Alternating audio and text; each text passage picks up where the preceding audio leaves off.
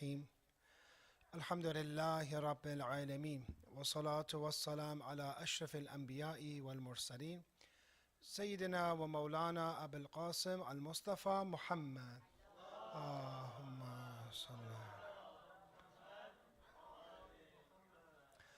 وعلى أهل بيت الطيبين الطاهرين ولعنة الله على أعدائهم إلى قيام يوم الدين. تقبل Allah, inshallah, may Allah accept from us, accept from you. Condolences for the passing away of Lady Khadija, the noble wife of Rasulullah and the mother of Sayyidah Fatima alayhi salam. The surah that we're going over, brothers and sisters, is Surah al-Kafiroon. Bismillah ar-Rahman ar-Rahim. قُلْ يَا أَيُّهَا الْكَافِرُونَ. Prophet, tell them, say to the disbelievers, لا أعبد ما تعبدون. I do not worship what you worship. In this surah, we understand that in the beginning, in Mecca, the polytheists came to Rasulullah in order to negotiate, in order for Islam and Muslims, after they had gained some strength in Mecca, so they could follow polytheism, for example, 1 year, and then that the mushrikeen and the polytheists would worship Islam the other year. So this was a compromise. And many politicians, and the fact we understand that Rasulullah, we tell people our prophet was a Rasul, was a prophet, was because in some manners he would not compromise, he was firm. But any politician that is, for example, in a time period where he is either endangered or there are few or oppressed, maybe have made a compromise that, okay, that's a good deal for now. Let's change paths a little bit. Let's share religions.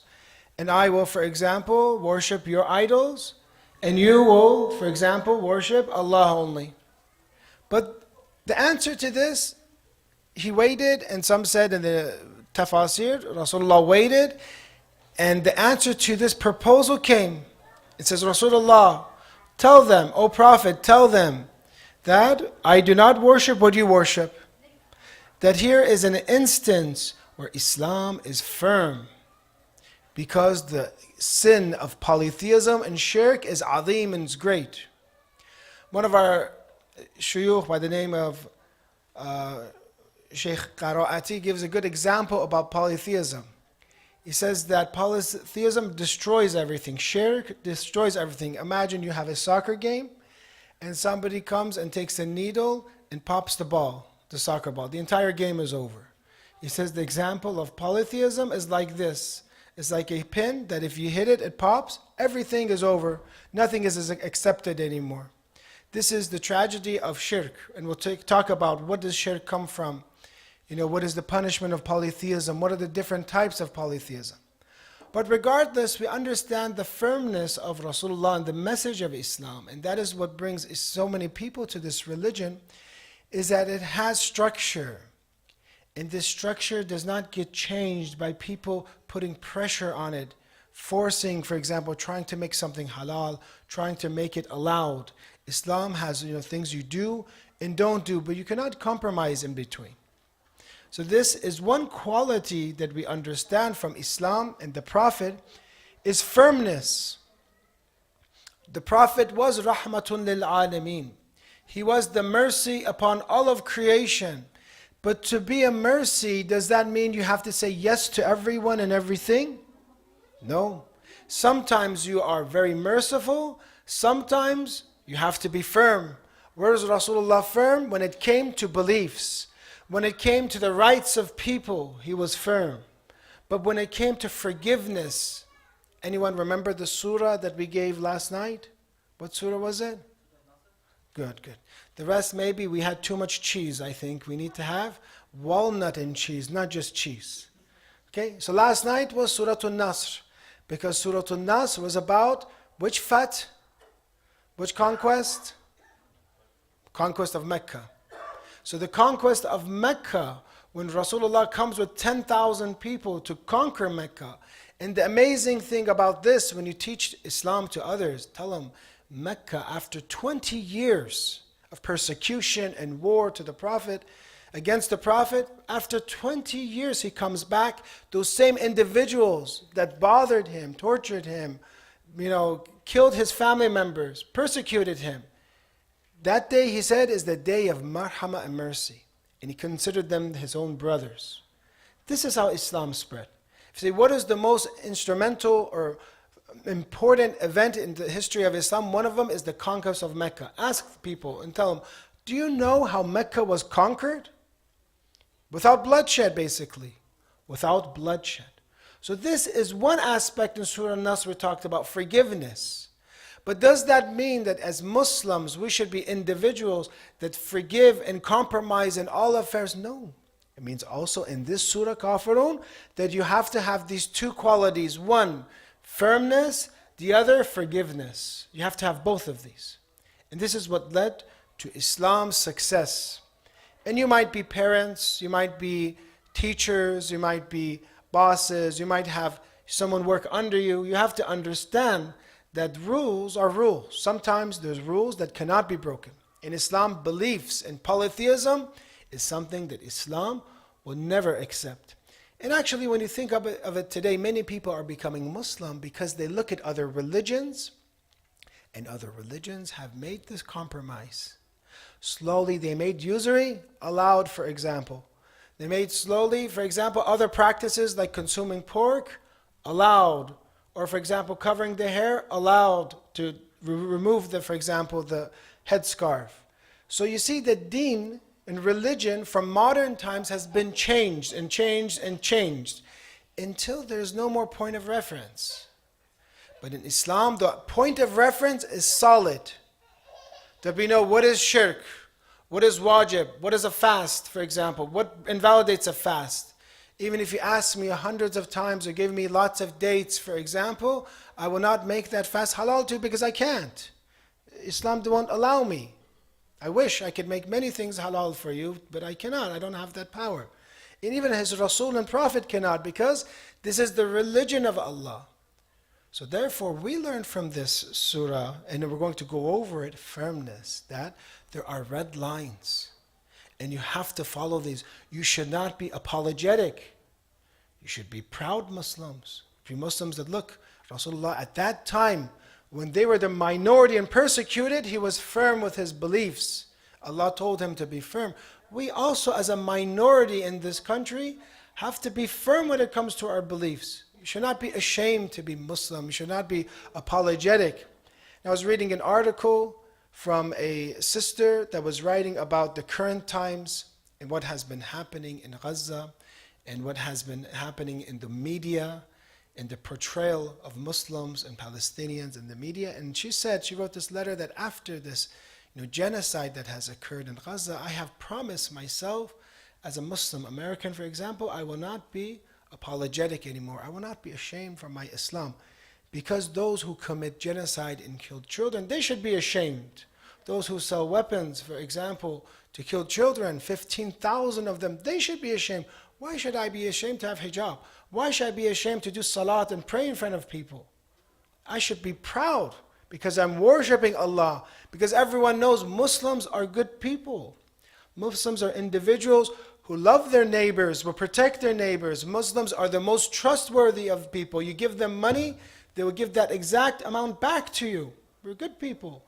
But when it comes to the media, when it comes to the portrayal of Islam, we understand that there are those who try to put pressure on the Muslims for you or other individuals to be, for example, apologetic. So this surah is teaching us this lesson to not be apologetic. قُلْ يَا أَيُّهَا الْكَافِرُونَ Say, O disbelievers, لَا أَعْبُدُ مَا تَعْبُدُونَ I do not worship what you worship. وَلَا أَنْتُمْ عَابِدُونَ مَا أَعْبُدُ And nor do you worship what I worship. I understand you're not worshiping what I'm doing. وَلَا أَنَا عَابِدٌ مَا عَبَدْتُمْ Nor will I be a worshipper of what you worship. And then this surah, this ayah that repeats, وَلَا أَنْتُمْ عَابِدُونَ مَا أَعْبُدُ Verse 3 and 5 repeat. Same exact thing. Some say, why does Quran repeat here? Repetition of Quran. Generally, Quran repeats because it is a book that we will be able to recite over and over to learn the lessons. First of all, repetition in the Quran is for us to learn. Repetition is something good generally, because you say the same verses in salat over and over throughout the day in prayer. For example, you say Surah Al-Hamd over and over, so that maybe one day we can really act upon it. إِيَّاكَ نَعْبُدُ وَإِيَّاكَ نَسْتَعِينُ. Only you do we worship, only you do I seek help. Maybe I'll say it so many times that I will only really worship Allah, only seek help from Him. I'll say it over and over, so maybe I can become guided. But this verse here is sometimes emphasis. Repetition is for ta'keed, for emphasis. Or maybe there were two proposals, for example, and this is for the first is for the first proposal that the mushrikeen had, the second is for the second proposal. Regardless, it is for emphasis, it is to answer them that nor will you worship, what I worship. Then the end, lakum dinakum waliyad din. For you is the religion, for me is my religion. For you is your religion, for me is my religion. The ya here is mahdhuf, which is waliya dini, for example. Lakum dinakum waliya dini. You have your religion, and for me is my religion. Here some of the mufassirin say there's another lesson to be learned. What is that? Is that even if you have different ideas, even if you have different beliefs, does not mean you can use violence to force the other party to believe. It means that even if you have with polytheism and shirk, and there's no sin worse than this, it means from this surah, you have your religion and I have my religion. We have to, in a way, still be respectful of one another. I cannot force you, you cannot force me. I'm not going to use violence, for example, to force you to become religious, and you're not going to use violence against me, for example, because I will defend myself. So this also shows you, in this instance, that Islam is a religion, a deen, that will not force people to make their beliefs, because it doesn't work. If I try to force someone to believe, and he says out of fear, Ashhadu an la ilaha illallah, okay, fine, you're scaring me, Ashhadu an la ilaha illallah. Is he really a Muslim within? No, because Iman is from the heart. You cannot force the heart to believe. So when it comes to deen and beliefs, in this part, la ikraha fi deen and beliefs, you cannot force someone to believe. Yes, when it comes to, for example, administrating, for example, in the Islamic society, rules, regulations, to make sure that there is no corruption, that's in furu'at, that's in taklif, and that is in halal and haram. There can be enforcement, just like in this country there's enforcement when it comes to rules and regulations, when it comes to, for example, intoxications, the age of drinking, for example, drinking while driving. There's rules and force and regulation, because that's the law. But to believe in Islam and la ikraha fi din, the ulama say this means in religion. You can never make anybody believe in Allah if he doesn't want to believe. You can't force them. When you look at the virtue of this surah, you see that some of the narrations talk about this surah being 1/4 of the Holy Quran. Saying this is 1/4 of the Holy Quran. In this and other qul, for example, قُلْ هُوَ اللَّهُ أَحَدٌ قُلْ أَعُوذُ بِرَبِّ الْفَلَقِ قُلْ أَعُوذُ بِرَبِّ النَّاسِ, in general are good for protection. These are very good verses, surahs to learn. They call the 4 qul. Reciting this before sleeping, reciting this as a travel companion for protection, and it's equal to 1/4 of the Holy Quran. How much was Surah At-Tawheed equal to? 1/3. This is equal to 1/4. So therefore you see that this is one of the beautiful surahs of the Quran that has this message, the message of being able to be firm, being able to, in a way, respect others' beliefs and ideology, not without force. And you understand that this shows us how important the action of shirk and polytheism is, how dangerous it is. When you look at shirk and polytheism, you see that Sayyida Fatima alayhi salam in one of her khutbahs talks about polytheism, saying this, فَجَعَلَ اللَّهُ الْإِيمَانَ تَطْهِيرًا لَكُمْ مِنَ الشِّرْكِ. God has made faith a purification for you from polytheism. I want you to understand, God forbid, imagine if we were worshiping other gods, or we were worshiping idols. What would this mean for us? Allah came and brought His noble prophet to free people from polytheism. Polytheism comes from where?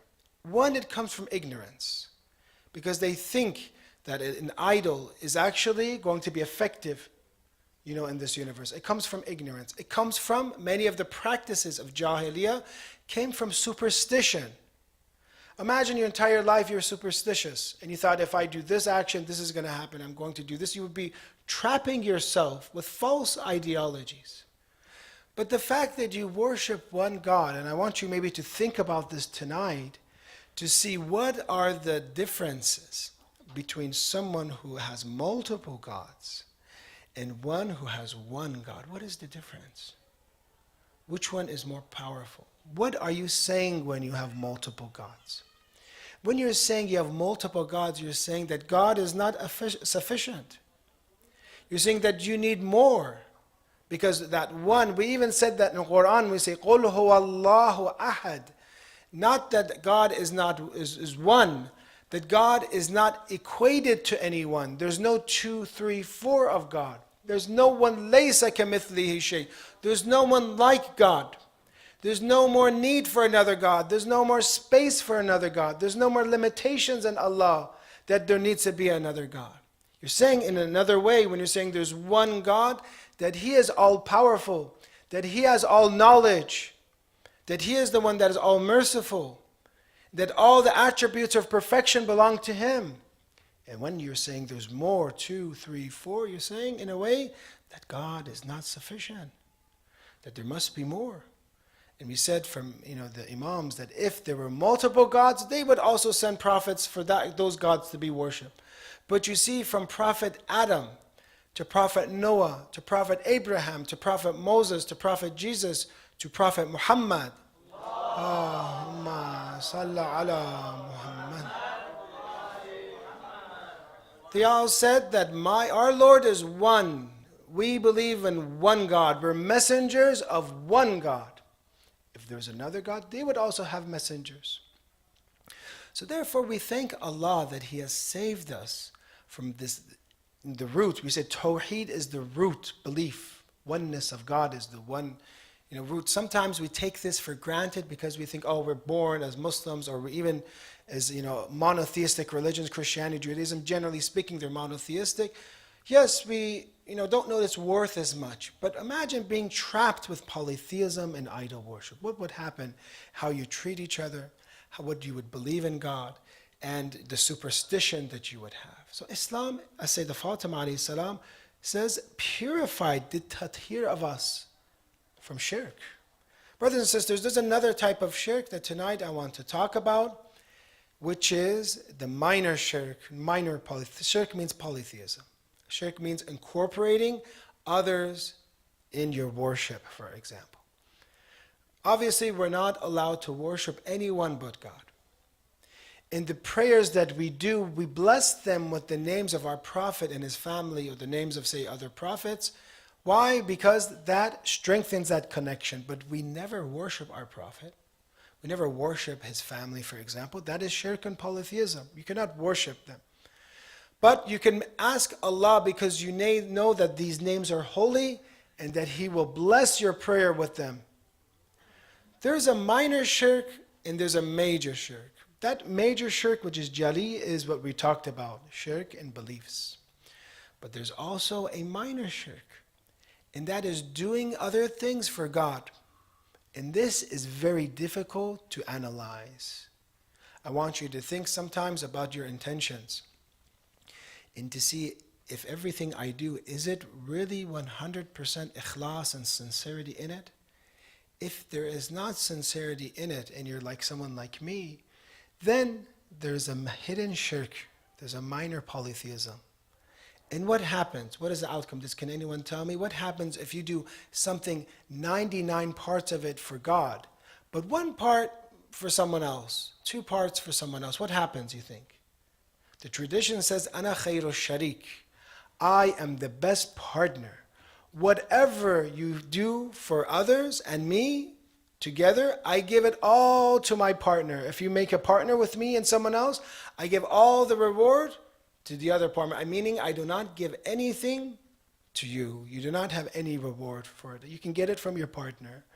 So in the same way that polytheism is dangerous, we're also told and instructed as Muslims to do things 100% for God. 100% for Him, which is hard. How can I do something 100%? I have to think of it. Remember, for example, let's go over some examples. I pray, I'm doing salat, and people are watching me. I'm doing it in front of them. And I feel, oh, they're watching me. Maybe I'll do another prayer. Maybe I do another prayer. For example, it kind of tickles me. I get encouraged. People are watching. That's one of the attributes of the hypocrite. When people are watching them, they want to keep worshiping. But when they're home alone, nobody is watching. Oh, I don't feel like worship. But when I'm in front of the Muslimin, yes, let's do another prayer. Brother, what about this dua? Brother, do you even do this in your own house? How come you don't even know how to read the dua? You're saying do it here in the masjid, but you can't even read the dua properly, for example. Means that you're getting encouraged by the people you like to do worship because people love to see you. You love to show off. This is called riyah. This is the minor shirk. There's a problem that we have. And this is a problem that those you will not understand this unless you interrogate yourself, you analyze yourself, ask yourself, why did I come to masjid tonight? Why did I do this prayer? I have examples from our teachers that they're so careful of this. Sometimes if people are watching them or to do certain acts, they actually minimize their worship in front of the people. They maximize their worship in private. Now, I'm not saying some people, unfortunately, there's extremes. When you talk about showing off, then they're like, oh, I can't show off at all. They're afraid. They'll go and pray in the closet or hide or perform their prayers. I'm not talking about that. Don't, misunderstand this. But what I'm saying is, look at our actions. What are they for? Our teacher would always say, when there's two programs you want to go to, ask yourself, why am I going to this program? Is it, say, their dinner is better, their iftar is better? Is it because of that I'm going? Well, then I'm worshiping my stomach. I'm going for my stomach. Or is it because, for example, there's some people I want to talk to there more, it's funner? Compared to the other center or the other place I want to go to, I will worship God better. So I make that decision, but that decision can have something of others in it, and that is dangerous. And that is something that, inshallah, this Shahr Ramadan, we can minimize. We can try to get actions that have ikhlas in them. And these actions that have sincerity, even if it is few, it goes a long way. But if I do a lot of action without sincerity, it is not counted. Tonight is the passing away of Lady Khadija. And when we talk about the Surah Al-Kafiroon, we talk about the stance that the first Muslims had and say that Khadija is one of the first Muslims. She's one of those who was waiting for the Holy Prophet. She was one of those that was a monotheist. And she became one of the best ladies in Islam. She is a great example of having ikhlas and sincerity and not having any polytheism in her heart. Why? Because she was so powerful, she was so rich. She was the richest lady in Arabia. Some say she had 1,000 camels to trade. All over Arabia she would trade as a lady. She would have a home, they say, that many of the people of the city is so large that many people could fit in that city. There she sacrifices this big amount of wealth first. And people were questioning her that why are you marrying Rasulullah who was a yatim and did not have that financial status as her? Because people were proposing and they were also very rich, they were also very powerful, and the people were expecting who's Khadija going to marry? Probably some very powerful, someone very rich. But instead she chooses someone who lives simply, someone who's very pure, someone who's very trustworthy, by the name of Muhammad.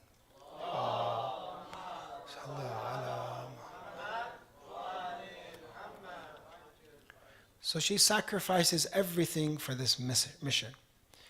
She gives everything she has for Islam until the Prophet mentions that this religion has been saved by the wealth of Khadija and defended by the sword of Ali ibn Abi Talib. These are the two things that helped Islam. It becomes Shi'b Abi Talib. The mushrikeen decide that we're having enough with Muslims. Let's put sanctions on them. Let's boycott them. Let's starve them. And the Muslimin for 3 years were starved, and some of them had to split a date in order to survive. That time Lady Khadija is there too. You don't see any historical mentions that she complained to the Prophet. Why did you, for example, bring me with the Muslims here? I don't have anything to eat here. We're being boycotted. We're sanctioned. Someone who was so rich. And then you look at the way that she was all alone when she wanted to give birth to Lady Fatima alayhi salam, her daughter. They came again and said, why did you marry this person? Why did you marry him? He wasn't rich. He was not equal to you in social status. We're going to leave you alone. And that time when Lady Fatima was born, holy ladies, they say, came down and assisted Lady Khadija during her birth. She was a very holy lady. And the interesting thing, after all of this sacrifice that she had, and she did, she was afraid of the grave. She was afraid of the wrath of Allah. And that is how a true believer is. And she asked the Prophet, why don't you give me that, for example, there's one of the stories says, give me that cloak, that abba that you had when Jibreel descended.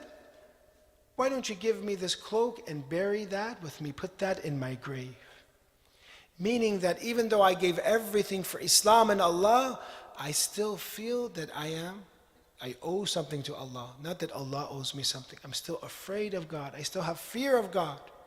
Brothers and sisters, sometimes we donate a little bit to masjid. Sometimes we do a little bit of worship. We think we're guaranteed to go to heaven. For sure, nobody's saying to Khadija, saying, I'm afraid of the grave. How about you and me? How about our grave? Are we thinking of this in Shahr Ramadan, of saying, maybe God will free me from the hellfire?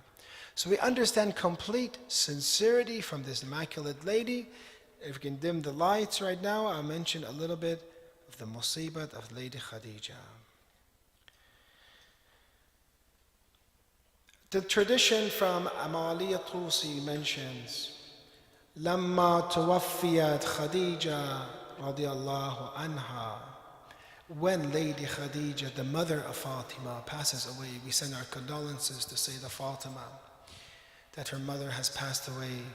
We send our condolences to Rasulullah that after he lost his wife, Lady Khadija, that year became the year of huzn with the passing away of Abu Talib. It became the year of grief for him. وتقول, it says mentioned, جعلت فاطمة جعلت فاطمة تلظ برسول الله وتدور حوله. Sayyidah Fatima came to Rasulullah and said, Ya abati, ayna ummi. Now say Lady Khadija had passed away and she is coming to get information about her mother. And those that you have sometimes seen have passed away, and you have to give that very bitter news that your family member, your mother, your father has passed away. This is the time for Rasulullah to tell his daughter that his mother has passed away. Ya abati ayna ummi. Father, where is my mother? قال فنزل جبرائيل. In the tradition, Jibreel came and descended, because this is not a normal lady. This is Sayyidah Fatima. This is not a normal lady. This is Sayyidah Khadija. فنزل جبرائيل فقال له ربك يأمرك أن تقرأ فاطمة السلام. Jibreel says, your Lord says, send salam to Sayyidah Fatima. Give salam to her, salutations to her. And later on she answers, Inna Allah huwa salam wa minhu salam wa ilayhi salam. Allah is salam. Allah, from him is salam, and towards him is salam. And Jibreel comes and says to Rasulullah, tell her, يأمرك أن تقرأ فاطمة سلام وتقول لها, tell her, إن أمك في بيت من قصب كعاب من ذهب وعمده ياقوت أحمر.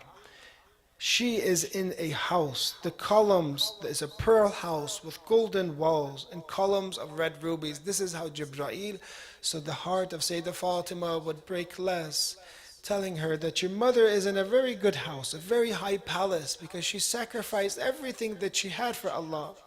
That she is with, it says in the tradition here, Bayna Asiya, she is with Asiya, the wife of Pharaoh, wa Maryam bint Imran, she was with Maryam, the mother of Prophet Jesus alayhi salam, the daughter of Imran.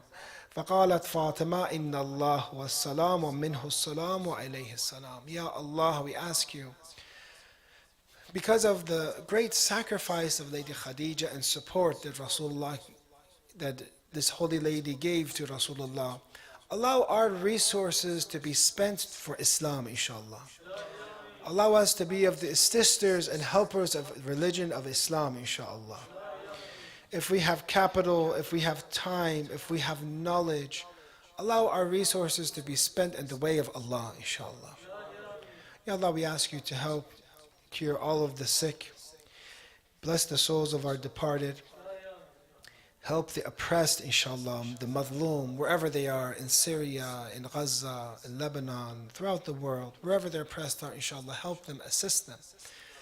Ya Allah, we ask you to give victory to those who are fighting against oppression, inshallah.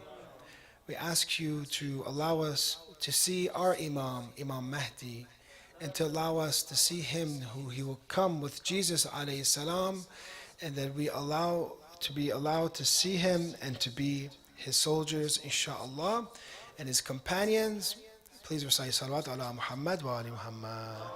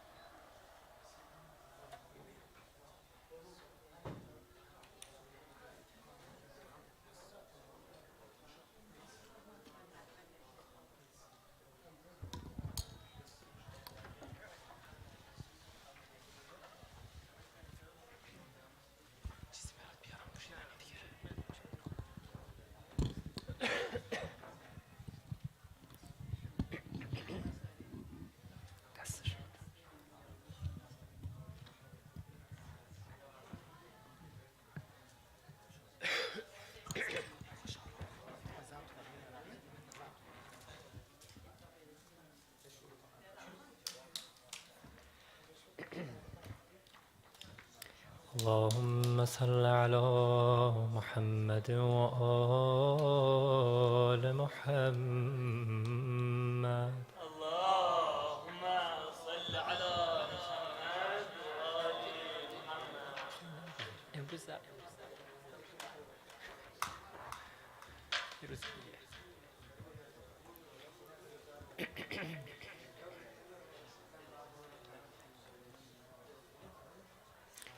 بسم الله الرحمن الرحيم.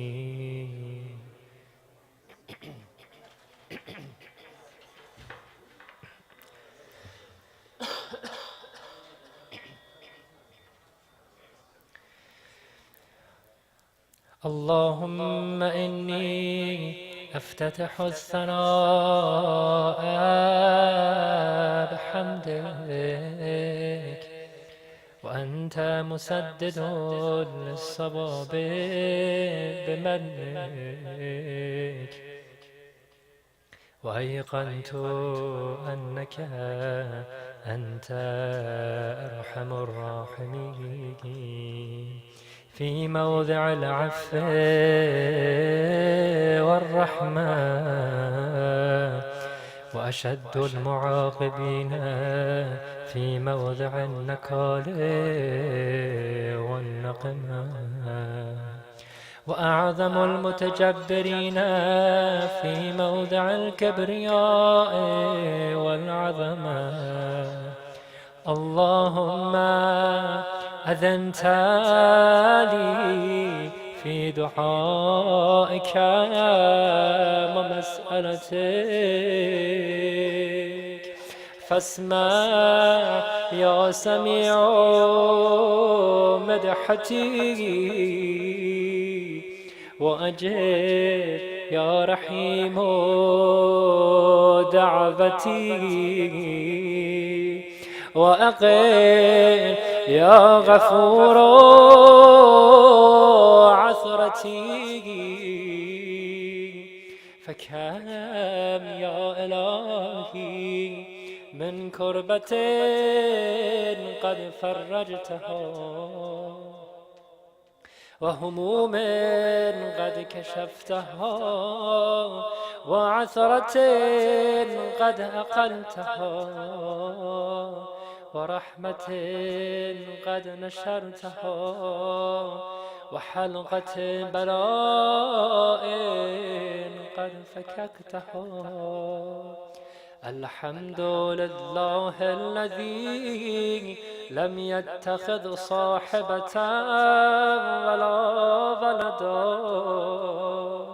ولم يكن له شريك في الملك، ولم يكن له ولي من الذل، وكبره تكبيرا.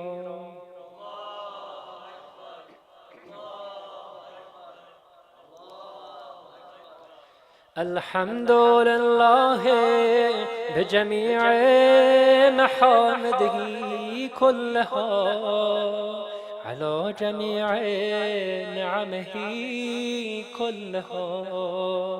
الحمد لله الذي لا مضاد له في ملكه، ولا منازع له في أمره. الحمد لله الذي لا شريك له في خلقه، ولا شبيه له في عظمته. الحمد لله الفاشي في الخلق أمره وحمده، الظاهر بالكرم مجده، الباسط بجوده كذا، الذي لا تنقص خزائنه، ولا يزيده كثرة العطاء إلا جودا وكرما. إنه هو العزيز الوهاب. اللهم إني أسألك قليلا من كثير، مع حاجة بي إليه عظيمة، وغناك عنه قديم، وهو عندي كثير، وهو عليك سهل يسير.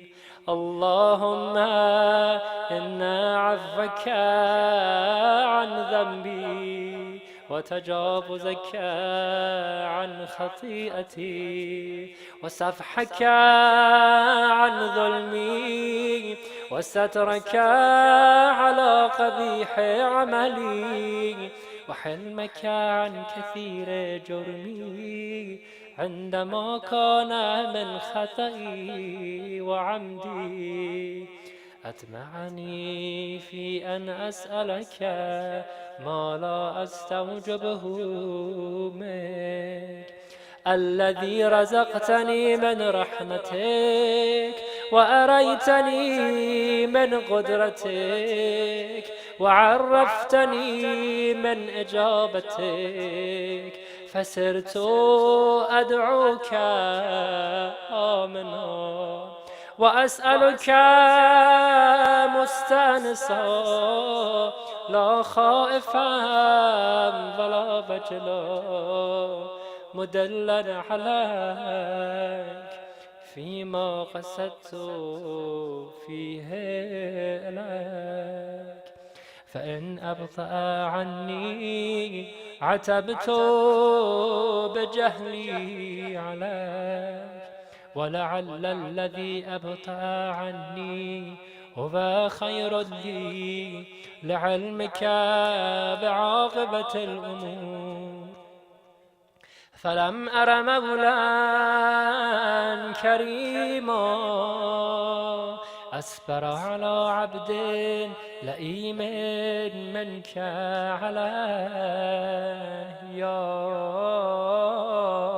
رب إنك تدعوني فأبلحك وتتحبب إلي فأتبقض إليك وتتودد إلي فلا أقبل منك كأن لي التطول عليك فلم يمنعك ذلك من الرحمة لي والإحسان إلي والتفضل علي بجودك وكرمك فارحم عبدك الجاهل وجد عليه بفضل إحسانك إنك جواد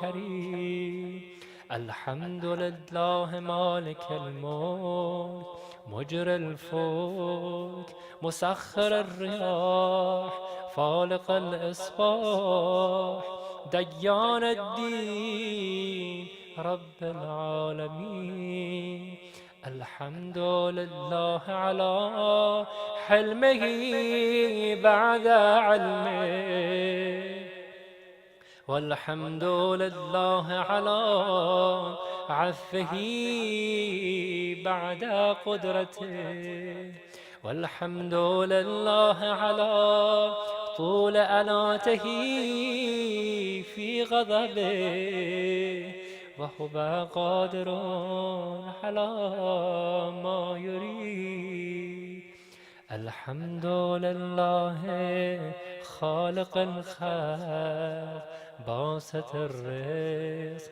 فالق الإصباح ذا الجلال والإكرام والفضل والإنعام الذي بعد فلا يرى وقرب فشهد النجوى تبارك وتعالى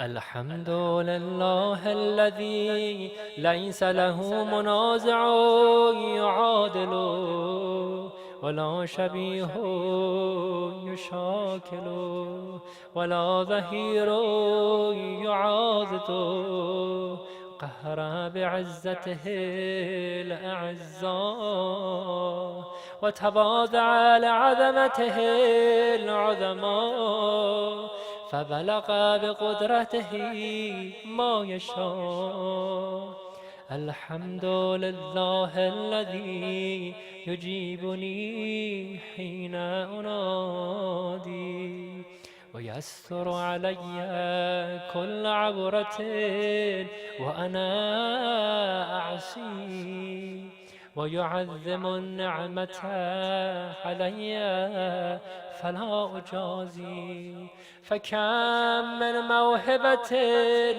هنيئة قد أعطاني وعظيمة مخوفة قد كفاني وبهجة مونقة قد أراني فأثني عليه حامدا وأذكره مسبحا الحمد لله الذي لا يهتك حجابه ولا يغلق بابه ولا يرد سائل ولا يخيب آمل الحمد لله الذي يؤمن الخائفين وينجي الصالحين ويرفع المستضعفين ويدعو المستكبرين ويهلك ملوكا ويستخلف آخرين. والحمد لله قاسم الجبارين مبير الظالمين مدرك الهاربين نكال الظالمين صريخ المستصرخين موضع حاجات الطالبين معتمد المؤمنين. الحمد لله الذي من خشيته ترعد السماء وسكانها وترجف الأرض وعمارها وتموج البحار ومن يسبح في غمراتها. الحمد لله الذي هدانا لهذا وما كنا لنهتدي لولا أن هدانا الله. الحمد لله الذي يخلق ولم يخلق ويرزق ولا يرزق ويطعم ولا يطعم ويميت الأحياء ويحيي الموتى وهو حي لا يموت بيده الخير وهو على كل شيء قدير. اللهم صل على محمد عبدك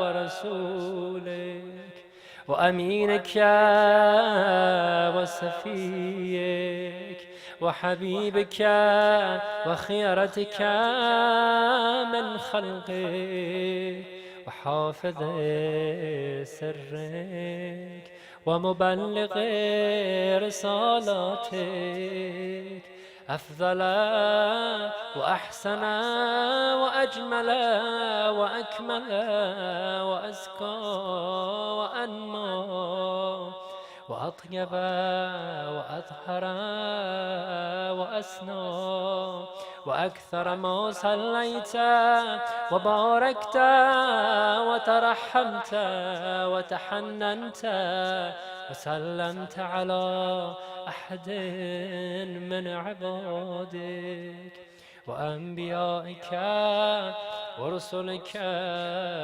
وصفتك وأهل الكرامة عليك من خلقك.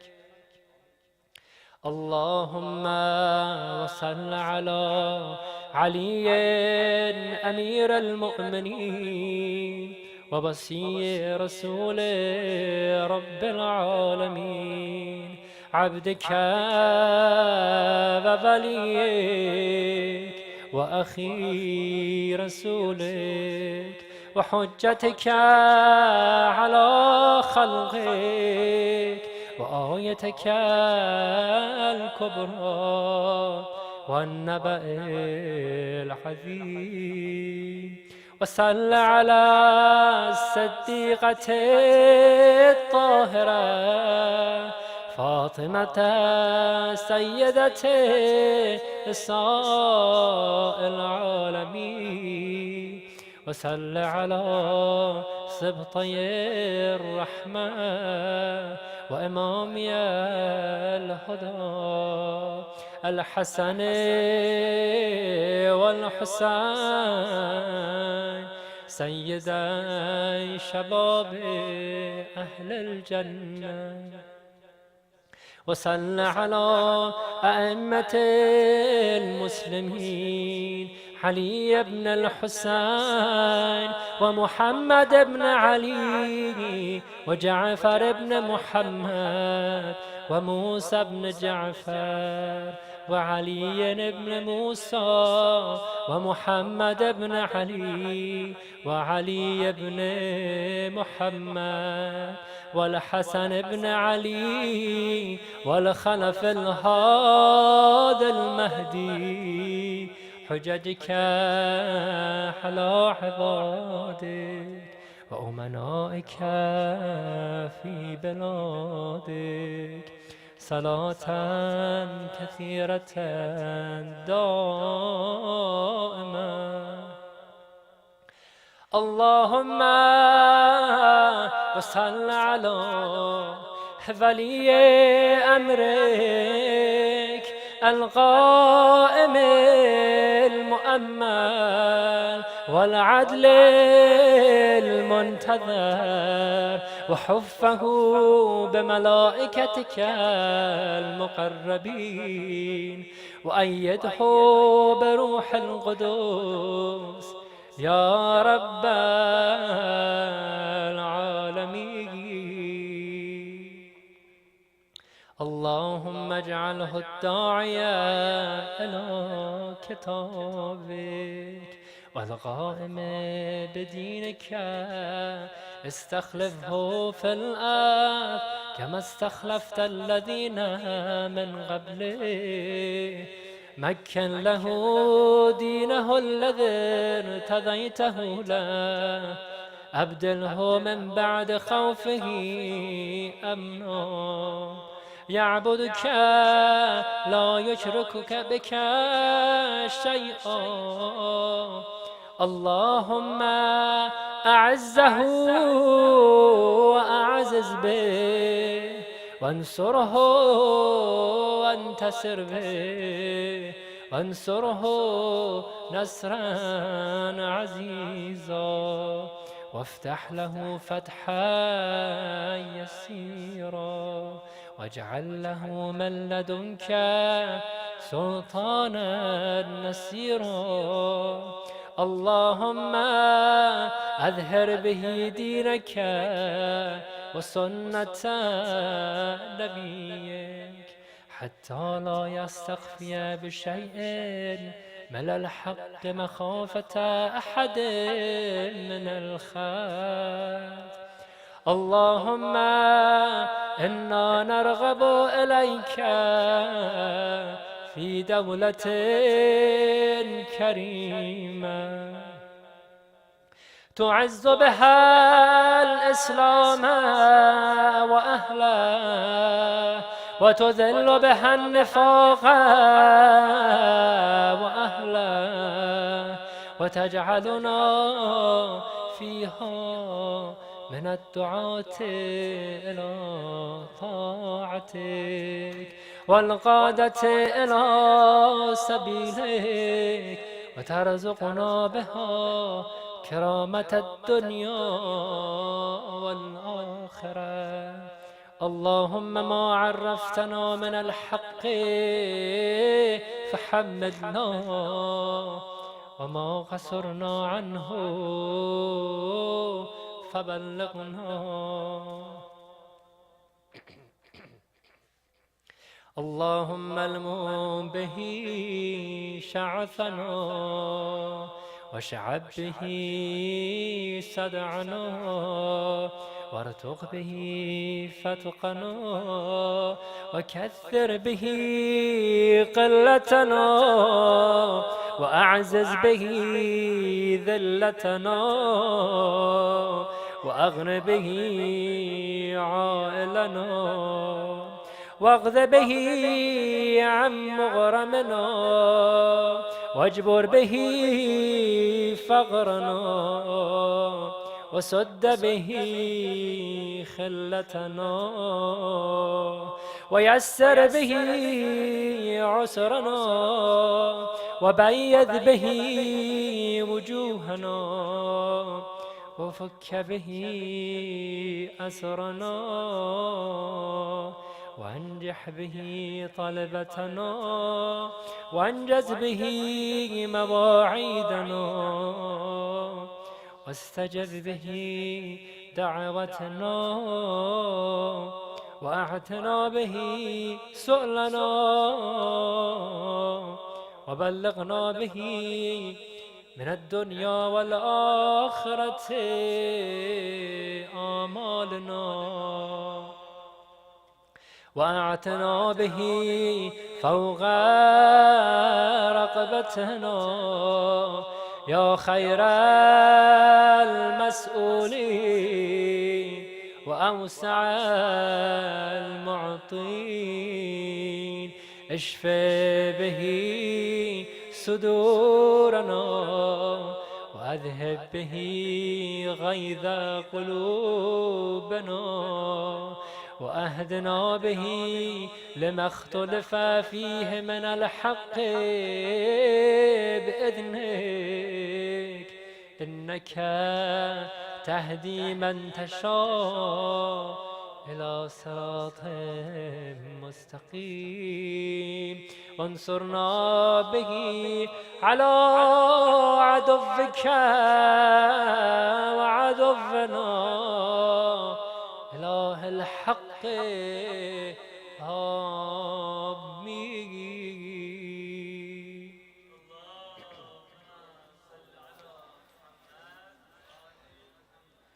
اللهم إنا نشكو إليك فقد نبينا صلواتك عليه وآله وغيبة ولينا وكثرة عدونا وقلة عددنا وشدة الفتن بنا وتظاهر الزمان علينا فصل على محمد وآله وأعنا على ذلك بفتح منك تعجل وبذر تكشف ونصر تعز وسلطان حق تظهر ورحمة منك تجللنا وعافية منك تلبسنا برحمتك يا أرحم الراحمين.